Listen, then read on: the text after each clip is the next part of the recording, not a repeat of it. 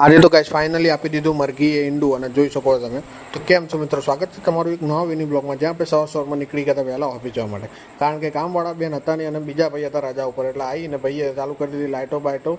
અને આજ તો ભાઈ એકલા જ હતા, કામવાળા નતા, સાફ સફાઈ કરી અને પછી નીકળી ગયા સાઉથ બોપલ આટો મારા, કેમ કે સવાર સાંજ સાઉથ બોપલ તો આટો મારવો જ પડે.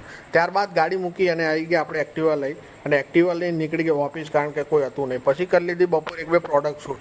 એમાં જોઈ શકો આ મરઘી એ ઈંડું વાળ લીધો, ખબર નહીં ભાઈ આ કઈ રીતે ગઈ, પણ સમજ્યા હવે. ચલો પછી આ બેન આવી ગયા, નવરાત્રી ચાલુ થવાની વાર છે, એ ગરબા ભાઈ રમજો.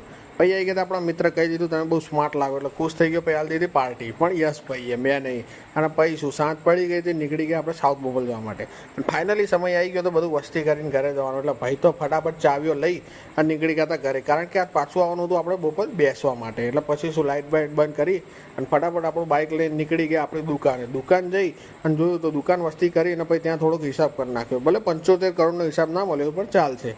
ઘેર આવીને જોયું તો મમ્મી બનાવતી હતી ફરસી પૂરી, કારણ કે મારા કાલ હતો ઉપવાસ, ના ખવાય મને ખબર છે. પછી નીકળી ગયા હતા બોપલ.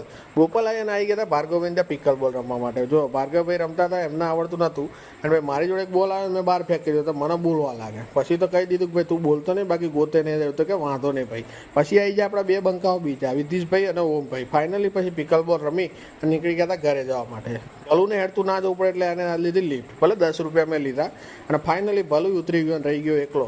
તો મળીએ કાલ સવારે એક બીજા બ્લોગમાં સવાર.